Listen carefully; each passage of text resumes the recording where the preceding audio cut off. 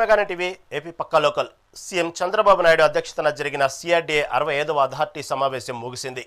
రాజధాని అభివృద్ధిపై మంత్రి నారాయణ కీలక వివరాలు వెల్లడించారు. ప్రధానంగా అమరావతిలో క్వాంటమ్ వ్యాలీ కోసం 103.96 కోట్లతో ప్రత్యేక భవన నిర్మాణానికి మరో 2 భవనాల వెంటనే చేపట్టాలని నిర్ణయించారు. కేంద్ర ఆయుష్ మంత్రిత్వ శాఖ ఆధ్వర్యంలో 750 కోట్లతో ఆసుపత్రి, వర్సిటీ ఏర్పాటుకు ఎకరం రూపాయి లీజుకి కేటాయించారు. వరద నివారణలో భాగంగా అదనంగా మరో 8,500 క్యూసెక్ల సామర్థ్యం గల పంపింగ్ స్టేషన్లను 443 కోట్లతో నిర్మించనున్నారు. ఐఏఎస్ అధికారుల బంగ్లాలు, ఎల్పీఎస్ జోన్ 8 మౌలిక వసతుల కోసం సుమారు 1460 కోట్లు కేటాయించారు. జరీబు, నాన్ జరీబ్ భూముల సమస్యల పరిష్కారానికి జిల్లా స్థాయి అధికారుల కమిటీని ఏర్పాటు చేస్తూ అథారిటీ కీలక ఆమోదం తెలిపింది. 3 డెసిషన్లు తీసుకున్నారు.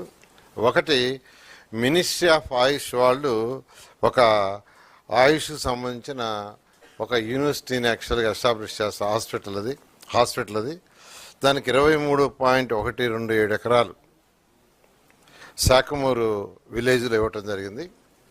అది 60 ఇయర్స్కి 1 రూపీ లీజ్ కింద ఇవ్వటం జరిగింది. మినిస్ట్రీ ఆఫ్ ఆయుష్ వాళ్ళు దాదాపు 750 కోట్ల రూపాయలు ఖర్చు పెట్టి అక్కడ ఇండియాలో వన్ ఆఫ్ ది బెస్ట్ చేస్తామని వాళ్ళు చెప్పడం జరిగింది. దాని మీద ఈరోజు ఆ ల్యాండ్ ఇవ్వటం జరిగింది. అదేవిధంగా సదరన్ గ్లోబల్ హోటల్స్ వాళ్ళకి అంతకుముందు 2 ఏకర్స్ ఇచ్చినాం. అదేవిధంగా ఓం సాయి భగవాన్ వాళ్ళకి హయత్ అసోసియేషన్తో ఒక 4 ఏకర్స్ ఇచ్చినాం. అది చిన్న ల్యాండ్ ప్రాబ్లం ఉంటే ఆ ల్యాండ్ని మార్చి వేరే ల్యాండ్ ఇవ్వటం జరిగింది. వేరే ల్యాండ్. ఈ విధంగా ఈరోజు అమరావతి క్యాపిటల్ సిటీలో ఈ ల్యాండ్స్ గురించి డెసిషన్ తీసుకోవడం జరిగింది. ఇది కాకుండా ఫ్లడ్కి సంబంధించి అమరావతి క్యాపిటల్ సిటీ సేఫ్గా ఉండాలని ఆ రోజు నెదర్లాండ్స్ వాళ్ళ దగ్గర డిజైన్ చేయించాం. ఎందుకంటే నెదర్లాండ్స్ వాళ్ళు ఈ వాటర్ దాంట్లో దే ఆర్ ఎక్స్పర్ట్స్. అంటే సీ లెవెల్ కంటే వాళ్ళ యొక్క టౌన్ కింద అంటారు, టౌన్లో మొత్తం విత్ రివర్స్ అంటారు. అందువల్ల ఏంటంటే ఆ ఎక్స్పర్ట్స్ కాబట్టి వాళ్ళ దగ్గర డిజైన్ చేయించాం. వాళ్ళు కొండవీటి వాగు ఒకటి, పాలవాగు, గ్రావిటీ కెనాల్ 3 కెనాల్స్ని ప్రపోజ్ చేశారు. 6 రిజర్వాయర్లు ప్రపోజ్ చేశారు. ఇది కాకుండా ఇన్ అడిషన్ టు దట్, అంటే ఎంత ఫ్లడ్ వచ్చినా ఈ రిజర్వాయర్లో ఈ కెనాల్స్లో స్టాక్ అయినా ఇబ్బంది ఉండదు.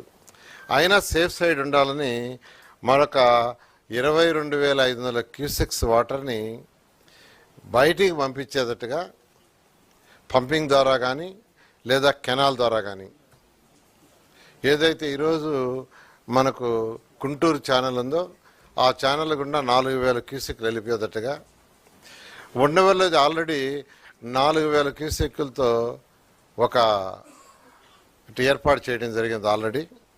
ఇప్పుడు మరొక 8,500 క్యూసెక్లు పంపింగ్ చేసేట్టుగా ఒక పంపింగ్ స్టేషన్కి ఈరోజు అథారిటీ అప్రూవల్ ఇచ్చింది. దానికి 443.76 కోట్లు అవుతుంది.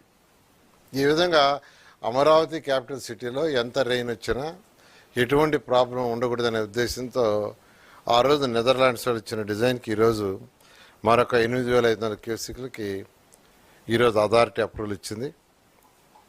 అదేవిధంగా ఎల్పిఎస్ జోన్ 8 ఉన్న జోన్స్లో ఎల్పిఎస్ జోన్ 8 ఒకటి పెండింగ్ ఉంది, 11 ఒకటి పెండింగ్ ఉంది.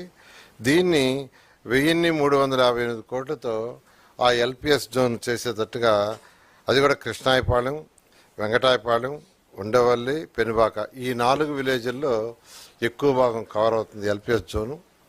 దానికి ఈరోజు అథారిటీ అప్రూవల్ ఇవ్వడం జరిగింది. అదేవిధంగా జరీబు ల్యాండ్స్, నాన్ జరీబు ల్యాండ్స్ ఇష్యూ కొంతమంది రైతులు మాది జరీబుగా కన్సిడర్ చేయండి అంటాం. దానికి సంబంధించి అంతకుముందు మండల లెవెల్లో కమిటీలు వేశారు, వాళ్ళు అప్పుడు కొంత డిసైడ్ చేశారు. తర్వాత డిస్ట్రిక్ట్ లెవెల్లో కలెక్టర్ గారి యొక్క ఆధ్వర్యంలో చేశారు. వాళ్ళు కూడా యాక్చువల్గా ఏంటంటే 18 ఎకరాలు తప్ప మిగతాది నాన్ జరీబ్ అని ఇచ్చారు. అయితే మళ్ళీ రైతు సోదరులు మళ్ళీ రిక్వెస్ట్ చేయటం వల్ల స్టేట్ లెవెల్ ఆఫీసర్తో ఒక కమిటీ వేస్తే బాగుంటుంది. ఇంతవరకు డిస్ట్రిక్ట్ లెవెల్లో వేసాం. స్టేట్ లెవెల్లో ఒక కమిటీ డిఫరెంట్ డిపార్ట్మెంట్స్తో, అంటే ఇరిగేషన్ డిపార్ట్మెంట్ కావచ్చు, జియోలాజికల్ డిపార్ట్మెంట్ కావచ్చు, అదేవిధంగా అగ్రికల్చర్ డిపార్ట్మెంటు, హార్టికల్చర్ డిపార్ట్మెంటు, ఇట్లా డిఫరెంట్ డిపార్ట్మెంట్స్తో స్టేట్ లెవెల్లో కమిటీ వేసి వారి యొక్క రిపోర్ట్ని బేస్ చేసుకొని ఫైనల్ డెసిషన్ తీయాలనే ఉద్దేశంతో, అది కూడా 2014 డిసెంబర్ 8వ తేదీ శాటిలైట్ పిక్చర్స్ తీసుకొని 2014 డిసెంబర్ 8వ తేదీ సీఎం గారు అనౌన్స్ చేసిన అసెంబ్లీలో